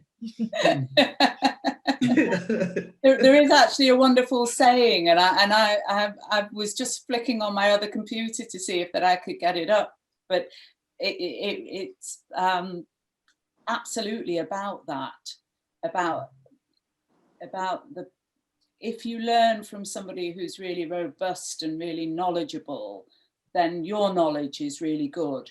But one of the troubles is nowadays is people don't seem to recognize that. And then it's a bit like Chinese whispers, isn't it? Yeah. So suddenly, well, actually we want more length, we want more angulation, we want more coat. You know, well, actually this is a working dog. It you know, Balance. And it shouldn't be like that. And there are so many sort of things that are quite vague within the standard, that you need to, you know, I asked lots and lots of people about things early on, and I still talk about it with my friends and things now. You know, really, what does that mean? Because if you look at the dictionary definition of symmetry, it means a lot of different things. You know, and actually, where does that pertain to the standard? You know, which bit is the symmetry that you're looking for? And I think because a lot of the people that are winning very well maybe haven't had that length and depth of experience that you guys have had, that their mentors haven't got the robust information, the robust knowledge that's necessary, you know, to them be handed on.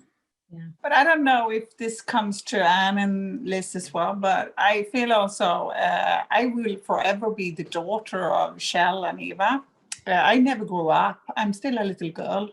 It's strange. I'm growing older and older, but I'm still a little girl. Because I'm not that old, people think that she can't know more than me because I'm older than her. That's another problem, because I've been in this breed all my life, and I have some knowledge. I don't know everything, of course, but I do have some knowledge, and I know what I did that did not work. Yes. And when you, in a polite way, try to help someone, they don't really want help. They already know. No, that's true. I think that's right, Jenny. That's wonderful. Yeah, a lot of people think they know it all, don't they? They know it all already. And they've been in the breed 5 minutes. Yeah, it's wonderful, Liz. It must be wonderful to be like that, mustn't it? Mustn't it just? They're all like any experience. That's very clever, I think. Yeah. I'm sure that must have been, you know, I think in a way things do that must be very personal to all three of you, because you all started younger and things. And I can see that to some extent. You know, I started when I was 21 or something like that, and I was probably always one of the younger ones, you know, and so I was kind of looking up to people, but maybe in that transition you don't transition in the same way as, say, you know, Anne, your mum did, or you know, or your parents did, because you're kind of anchored, but you've all gone on in your own way to have your own but I mean the journey changed as well. I can say my worst, the man I look up to the most in Sweden, he was my worst enemy in a way, but never really. Healthy competitiveness. He's the one I speak the most to today. Yeah. Because we can speak, because we respect each other. Yeah. And he's actually one of the few people I do call and ask things. Yeah. And I think the journey turns also during the way that you learn that there are no enemies. We breed this together. We are one breed. It doesn't matter. We want the best dog to win, all of us. Yes. And we want to have the best dog, of course, but we need to recognize when someone else has a super dog. Yeah. That's fantastic. That's super for the breed. That's a really healthy attitude, because that makes the breed strong. Yeah. I believe so. Yeah. And I remember when I first judged in Sweden, being so impressed with the quality that you had there. You know, I really couldn't believe it. You know, I hadn't been judging at championship show level for all that length of time. And you know, sort of talking to a few of the breeders there, I kind of realised that there was much more openness and collaboration than possibly there was in the UK. And so that, you know, that is, you're absolutely right when you say that, Jennie. Absolutely. I believe it's important to remember that the journey, you grow, you learn more, and you never fully learned. You always need to learn more. Yeah, that's true. I think we're still learning now. We'll continue to learn. But I think in the UK, a lot of us very, say, older, more experienced breeders, we do talk to one another. I mean, Liz and I had a lovely chat the other day about all sorts of things. We did. We did indeed. People who have been in the breed a long time, I chat to and talk to about matings and things. Yeah. And you have respect for people. That word, Jennie, you're just saying respect. Respect. I think there are people in the UK that don't really know the meaning of the word respect. And you should respect people that have more experience than you. And try talking to them. That's sadly lacking in this country, I feel. Great. Yeah, I mean, I certainly, you know, I mean, I feel that I've had a lot of experience and I've contributed a lot, but maybe don't always feel valued by the current process, you know. You'd always be willing to give help and advice, but people kind of, I don't know, it's where they go for the kind of information. It's strange, isn't it? Sure. Yeah, but also people don't always want the honest answer. I'm a very honest person, and if you ask me a question, I will answer that question. But people are not ready to hear the truth either. Everyone, your English are so polite, and I love the way you are. But unfortunately, I'm very Swedish. I'm very honest, and I say what I mean, and I mean what I say. And that is also a trick to learn. With age, I learned to not say anything, to not answer all questions, because people don't want to know. I made that mistake very early on when somebody asked me what I thought of their dog, and I gave them my honest answer. Now I think I would, and she's never forgiven me. No. I've never been forgiven.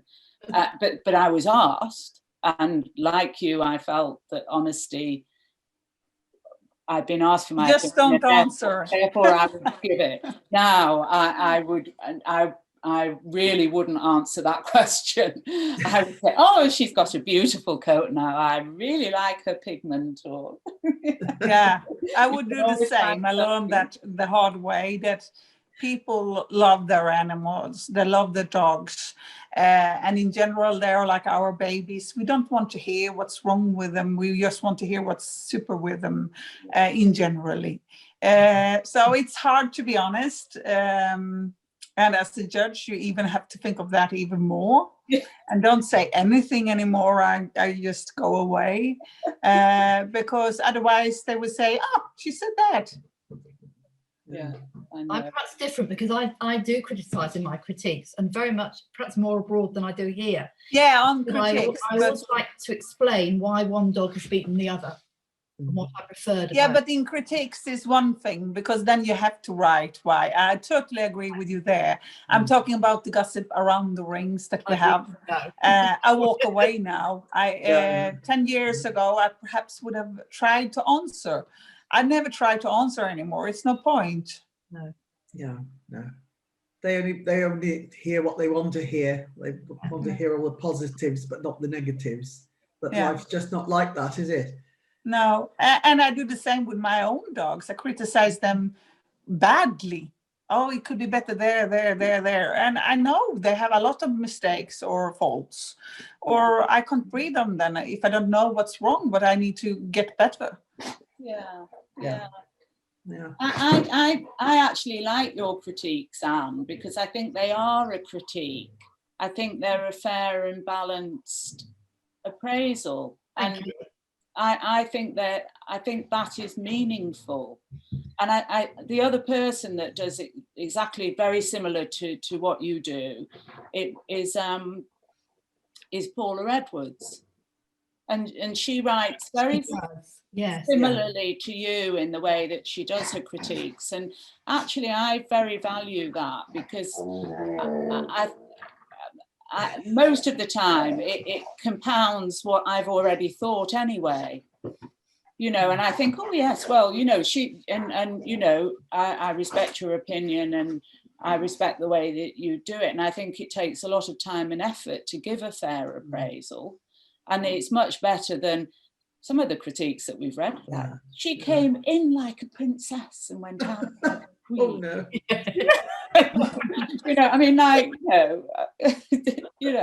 But it takes a lot more effort and thought to do that. But normally English judges are more polite than European judges. English judges are kinder in the critics, to be honest.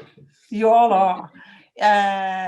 Normally it's very good critics, so it's absolutely I like them, but in generally, if you take the big mass of English judges, there is very little wrong on the critics, but they don't write why you are second in generally. Well, you're kinder. I think the one I really, really love your system of judging. It's far superior to ours, because you go away with something. Every dog goes away with something, which doesn't happen in the UK. No, true. But where your ability to critique that, in my opinion, falls down is you have written and critiqued your dog before you have placed them. So you're not able to say, like we would say in our reports here, I preferred the head of one, or oh, you do it openly instead. When you place them, I tell them always, you are first today, because number two, I love your bitch, but she's not in full coat today, or whatever. We're not supposed to verbally critique the dogs here. No, we do when we place them. Many of us do. Yeah. and tell the little story why. Yeah, I think our rules are slightly different, aren't they? You know. So, yeah, I think so too. And there are strengths and weaknesses of both. You know that that perform in a different way. You know. Yeah.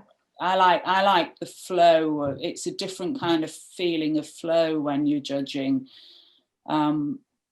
here or under the FCI system. You know, it feels quite different. But I definitely like the fact that everybody gets a critique, and we are also, there's very much a sort of an ethos that you look for the positive things first in a dog. And that's possibly why you don't get as many negative points from the British judges, possibly. Yeah. I don't know. I would rather reward a virtue than make a decision on the unmerits of a dog. Well, I think in generally the English people are very polite. We are used to having Eastern judges or Finnish judges. I'm generalist. This is in general. It's not all, of course, but they are really hard and very short critiques, and they just say what's wrong, and then it's finished. And you can be B.O.B. with a dog critique like nice dog would prefer more that. Right. Yeah. Yeah. So the mentality is very different, and I believe some nations are very strict and a bit more hard than others. And in generally, I think the English way is more polite, and there is nothing wrong with that. No, yeah, it's interesting, isn't it? Very interesting. So, super. Let me just go. So, I'd like to thank all three of you for joining us and giving us the honour of your knowledge, wisdom, opinions, and everything. And it's so great that you've all spoken out very freely and with lots and lots of information. And we really appreciate that. And I hope that the audience have enjoyed your conversation and things. And I'd also really like to thank Anna and Rodrigo. Penny, I'm so sorry to interrupt, but we have a couple of questions from the people that are watching. Oh, yeah. Okay, so, well, they are going to write now because we are opening the chat. Yeah. And after they write their questions, maybe you can read them aloud. Yeah, I will do. Yeah. Okay. I'm so sorry to interrupt you. All right. Yeah, so I've got the chat up. There are already some people writing, but it was on the moderator chat, so only us could read it. So could you please now write them for everyone to see? Thank you. There was one in Swedish, so we didn't understand it. Okay. But Jennie will know. Okay, I'm just coming through to everybody. So far, I've only got the messages from you and just saying you can write the chat now. I haven't got any other messages. No, because we only opened this now, so we need to give people time to write it. That's fine. Well, thank you so much. It was really lovely to listen to the four of you. Yeah. Great experiences.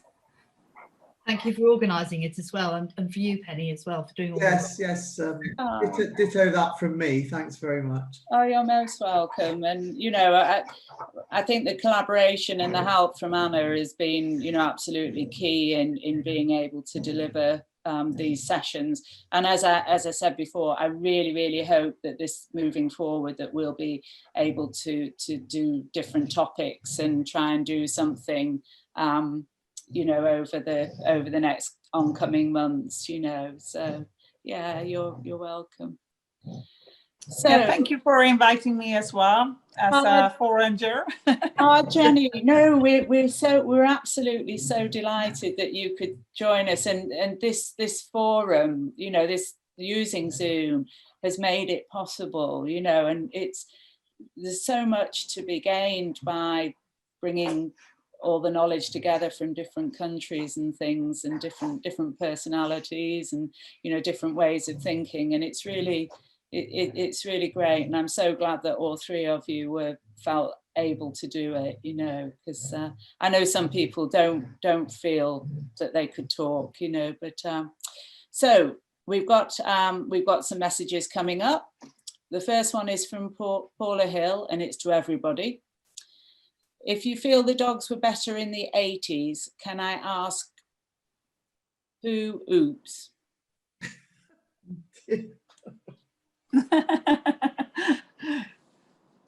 So Perhaps she wants to know which dog we were thinking of, but we were saying different dogs. yeah. I think the quality Yeah. overall was better.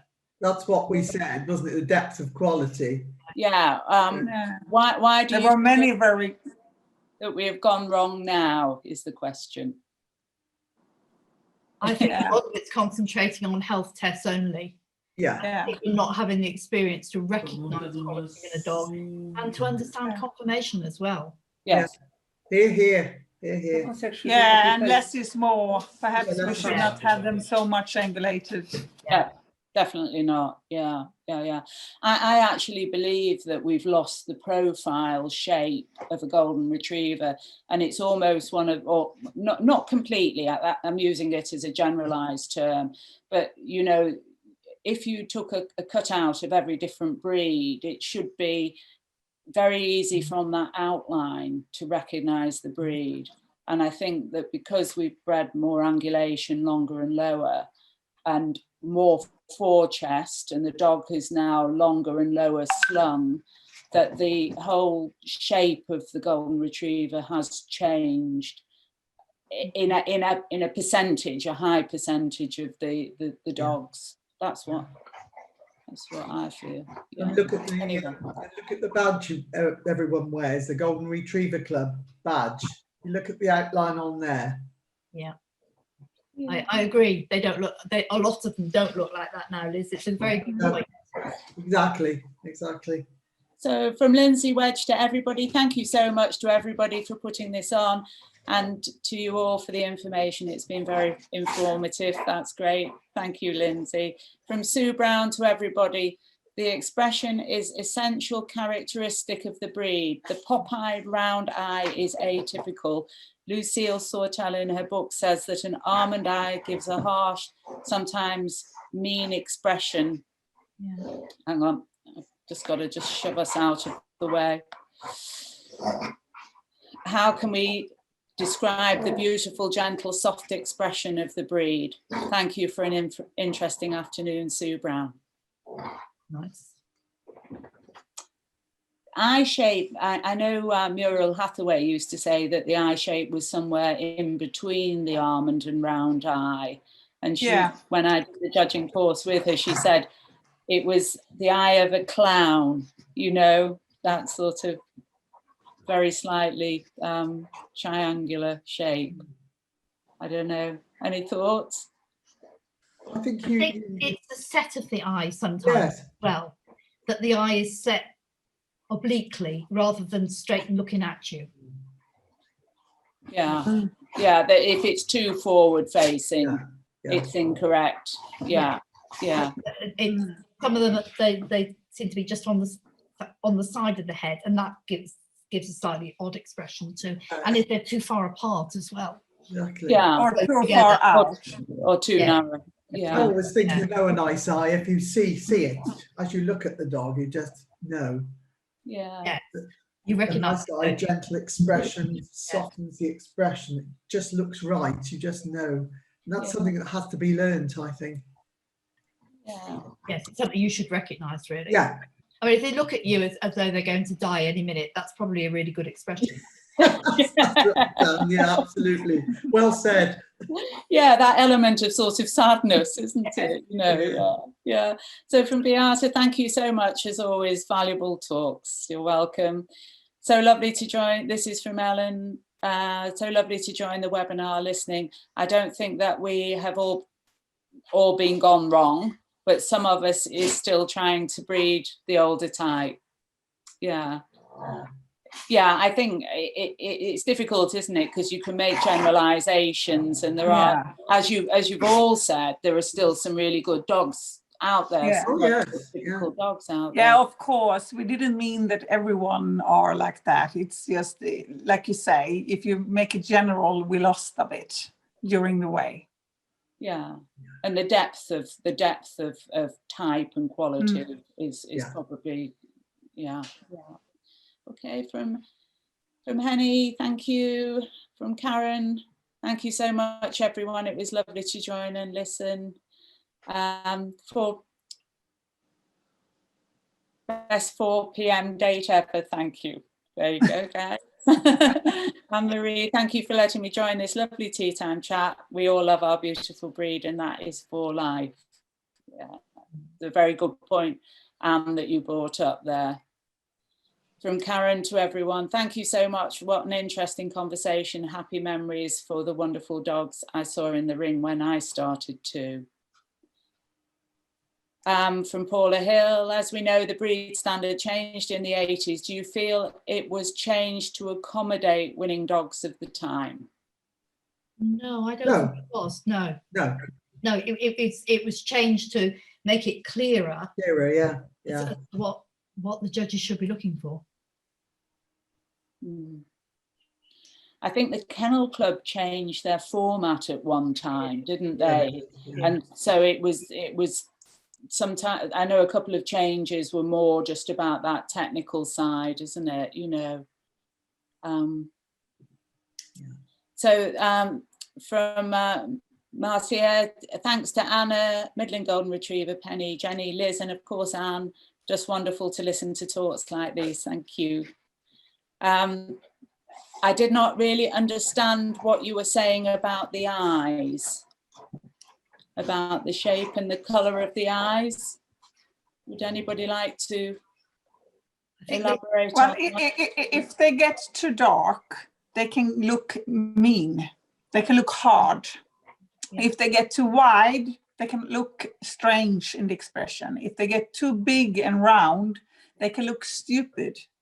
They should look kind and sweet. A golden expression is very important.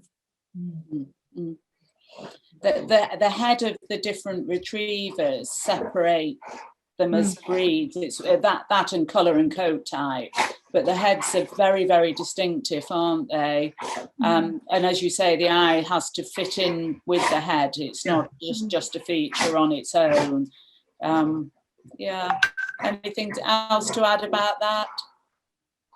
From Louise to everyone, are there any current dogs in the show ring which stands out for you? And if so, why? Anybody want to answer that? I don't know whether we want to single any out, really. No, I think that's a bit hard. I've got 2 judging appointments coming up, and to me, so have I got in a year's time. There are many lovely dogs out there. There is, even if we say the quality in general gone down, it's still, we have some really lovely dogs out there, and to pick one out is strange. And we definitely, that was one of the reasons that I didn't include anything about modern dogs, you know, in the questioning. I think Anne's absolutely right. You know, all of us are judging, and you know, and I think, you know, we have to maintain that impartiality. So from Shane, thank you so much, everybody involved in organising, and wonderful speakers, so interesting. I hope more webinars will follow. As I said, we are planning some. From Bruno, thanks, another great time listening about Goldens. Bruno from Brazil. Hi, Bruno. I think we spoke before, didn't we? From Lindsay, I totally agree on the eyes. I always say, if you look at the eyes and feel, you'll just melt into them, then they're right. Yeah, absolutely. Amy, thank you all for a lovely informative afternoon. I really enjoyed it. Bubala, it was extraordinarily enjoyable. Thank you. One question. Do you think that the long checklists are help? And how, if you say yes, the breeding, of course, HD, elbow dysplasia, clinical eye tests, etc. I think we did all mention about that wasn't the top, the tick list of health tests wasn't where we started at all in the planning of our matings, was it? I think you need to take it into consideration. You don't want to breed blind or crippled dogs. Yeah. No. It's not the first thing you think about. I choose a mating and then I check the health. Yes, yeah, absolutely. Don't deliberately go along and think, right, I'll go down the ICT free list and I'll pick one of those. That's not the way I choose. No, but perhaps you pick No. 3 dogs and you go and look at the health as well of those 3 dogs that you single out as one of the ones you want to use. Yeah, And then you go and check the health and what they produced and how it looks. Of course, and if one of them are standing out there, yeah, well, then you have your choice. I did say many years ago at Breed Council, there was a very good working dog that had failed with hereditary cataract. And they come to Breed Council to discuss whether or not they should breed. And I felt that if the dog was that good, that they should breed with caution, and that you shouldn't throw the baby out with the bathwater just because you have a failure. Now, I know people would not agree with me on that point, but we still haven't got a DNA test for hereditary cataract, and it still has a fairly, in some lines, has a random pattern, you know, and I think, you know, that temperament to me would be absolutely the first thing I looked at. But of course, if you got, for example, cancer, a lot of cancer or a lot of something horrible disease, then of course you have to take your responsibility and think perhaps I shouldn't breed on just this line. I have to stop here and start with something new, of course. But with the small diseases, what I see, things you can develop and be better at. You can aim to the score to, I have to develop this. And you find a dog that suits the bitch that is strong in that part. Yeah, absolutely. And don't forget, epilepsy isn't on the checklist. You know, and that is a really, really horrible disease for any dog to have, and one of the reasons that dogs, you know, are euthanized early in life, and yet there isn't a test for that. So, you know, it has to be the whole list, doesn't it? It has to be the whole thing, not just a list of ticking off those health results, you know. So, okay, thank you, Jenny. Then we love the same eyes. I think that's pertaining to one of the previous comments. From Annette, thank you so much. Just wanted to say the Golden Retriever Club of Denmark has a list of mentors for new breeders, and it's been nice to help new breeders. Yeah, we're also doing that in the UK at the current time, you know, so that's good. From Bentham, I don't know why my message says private. I'll try again. Many thanks to you all. What about feet? We feel that many feet have changed, as many are flat and do not have the cushioning shape. I agree. I mentioned feet as well. Yeah. It's quite hard to find really good cat feet now. Often they're quite big and quite spread. Yeah, and lacking that cushioning underneath. A good foot has real good thick pads, doesn't it? Yeah. Depends how much road work's done, doesn't it? Don't you think, you know, walking, instead of just running them on grass, you know. If they've got good feet. Exercise on the roads, probably. It improves them, but I think you can see in a litter, you can see the puppies that have got really good feet. Yes, yeah, that's true. I also think, Anne, that when you have little puppies, if you can get them out on rough stony ground, that helps to get them up on their toes and helps to tighten the feet in later life. Yeah.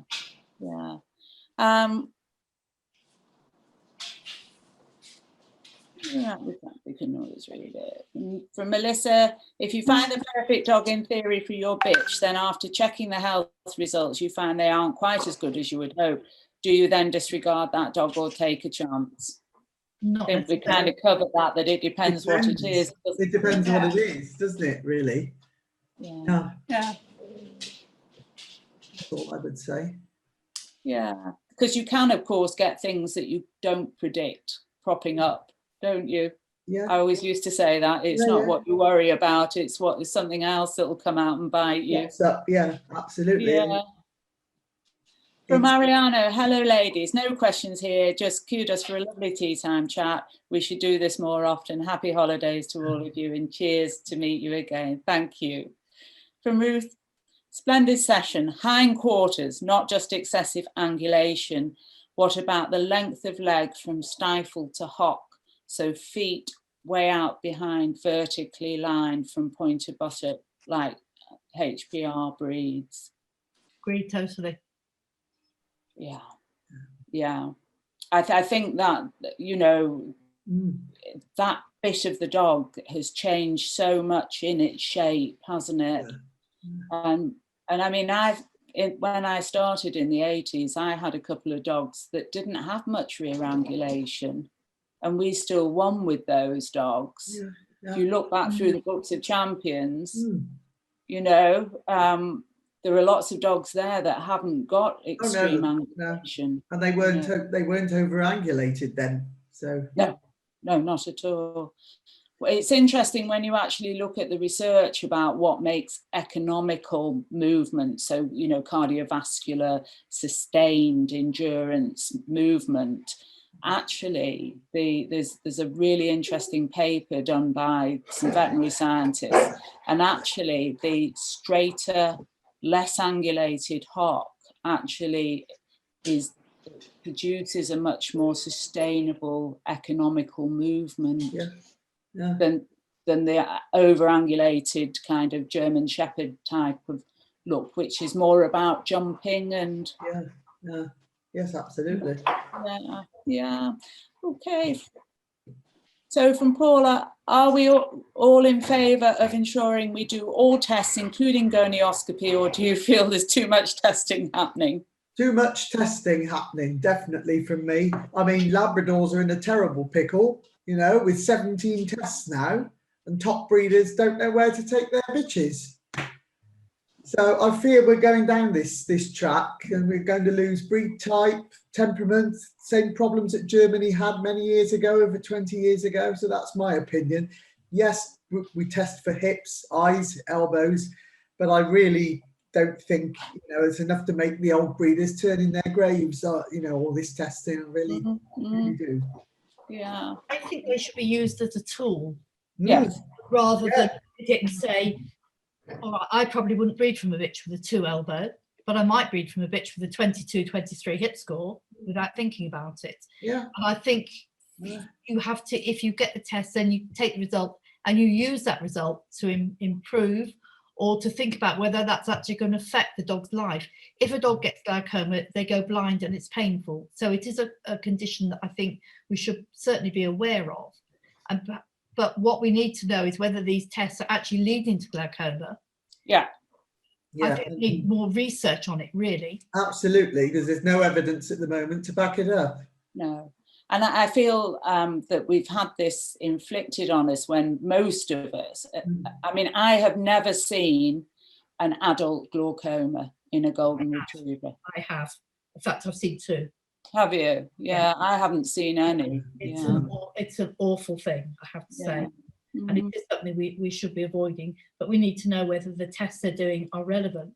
Yeah. And whether these dogs that are scoring higher are actually getting glaucoma and producing glaucoma.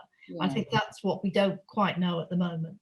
So I think it's a relevant test. What I don't think is relevant is MRD, to be honest with you. Yeah. If you had 2 affected parents producing clear puppies, to me that says that's not a genetic disease. Yeah, exactly.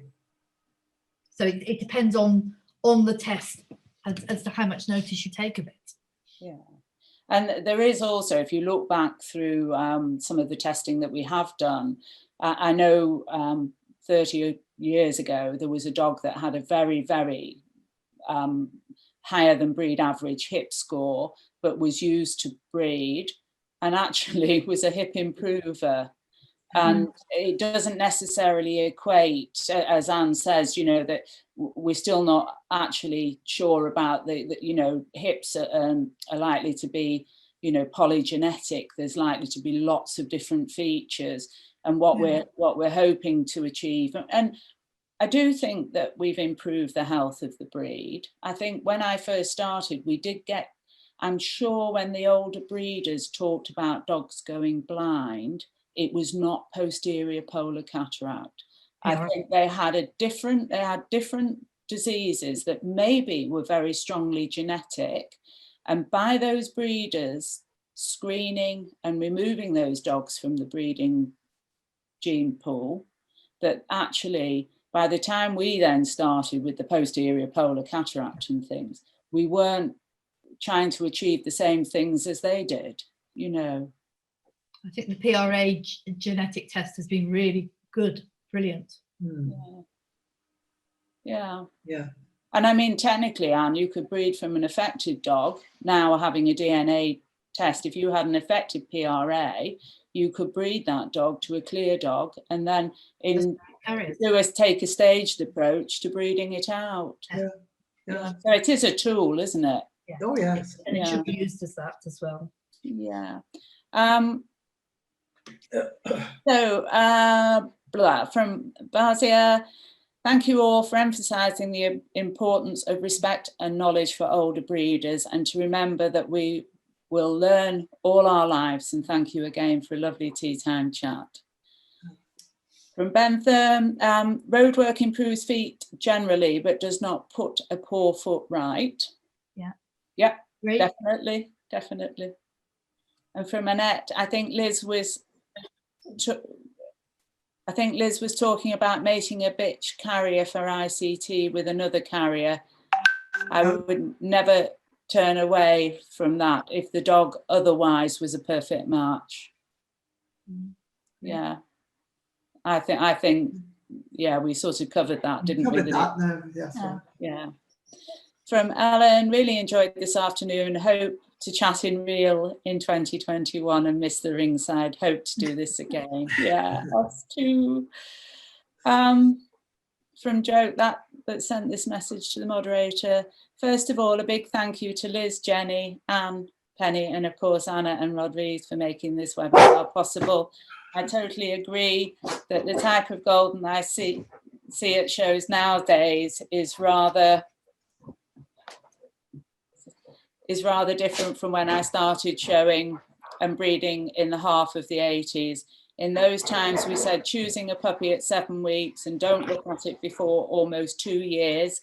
In the meantime, it looked as one of you said, more like a Bambi with long legs, and sometimes the hookings were lost, but it always came back when mature. What you once saw came back. Now I see puppies at the age of 3 months, very overhooked and very heavy. It seems the breed is in a hurry once again. Big thanks to all of you, and I hope for more tea time chats. Bye-bye. Have a good Christmas and pleasant stay healthy. Absolutely. Yeah. Well, thanks everybody for giving their time today. A very interesting chat. I'm now going to look up cow combs on Amazon. That was Anne's top tip. This is top tip. Yeah. From Ellen to everybody, thank you for a wonderful chat. I enjoyed every moment of it. Can you please tell how you choose a puppy from a litter, and at what age do you make that final decision? Oh, it depends on your line, I think, really. I normally make a decision on keeping a puppy around about 7 weeks. 7 weeks and 2 days, and then that's it. Choose it and don't look at it again. And I do it at 6 weeks. Yeah, there you are. You see, your line's obviously ready, Jenny, at 6. I usually pick mine at 3. Wow. And then confirm at 6 and never look at them after 6 ever. Yeah, there you go. You see, each line is a different. You know, some people say, oh, they want them looked at 7.5 or 6, or mind you, remembering back, we did pick Icelander out of a litter at 3.5 weeks and never looked back. Yeah, I think you can. Yeah. But also, I can't on mine because I want to look at them at the floor, how they move, how they carry themselves. And I think that's too early for my line. I have to have them at 6 weeks to see that they carry up what I saw. And I look at 3 and I very rarely change my mind. Yeah, interesting, isn't it? Yeah. Very. Yeah. So, Anna, you said there was a question in Swedish. I haven't come across that. Well, that question was written to the moderator. I don't know if it was from Alan, but he didn't write here. Okay. So there are no more. There's no more questions. Yeah. I think my dogs want their dinner. Yeah, mine wants it as well. I need a cup of tea. Jennie, there is just one last message and then we can end it. Okay. Oh, from Nikki. Yeah. Great session. Hope there are many more. So much to be gleaned from the vast knowledgeable contributors. Thank you all involved. And then a little one in... Yeah, this was the one that Alan wrote, but we don't know what it means. Maybe Jennie can read it. Can you see? I can't see it. Can you see my screen, Jennie? I can't see, but no. If you, I can go out in the chat and look. Yes, it is in the chat. Oh.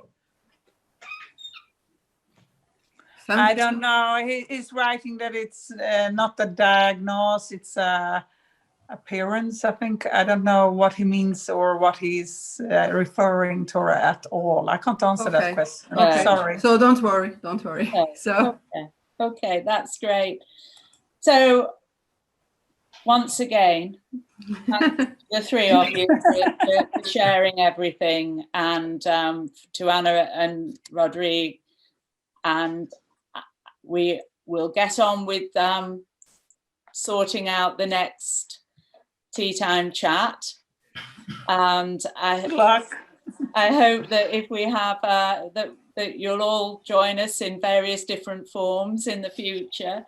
And you know, good luck with everything. And it was so lovely to meet you, Jennie. And you know, yeah, and hopefully, as one of our watchers said, I hope in 2021 that we'll all get together face to face somewhere and get back to our lovely dog. Crofts next summer. Yeah, next summer. That's going to be different, isn't it? Yeah. Yeah, but I love that. Get it, Crofts.